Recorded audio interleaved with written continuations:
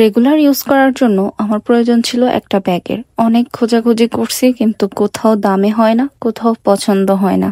Even আমি বাইরে shopping মলও খোঁজাখুঁজি করছি অ্যান্ড পরবর্তীতে ফেসবুকে অনেকগুলা পেজ সামনে পড়ছে, বাট পরবর্তীতে আমার চোখের সামনে পড়ে ফ্লোসি এই পেজটা।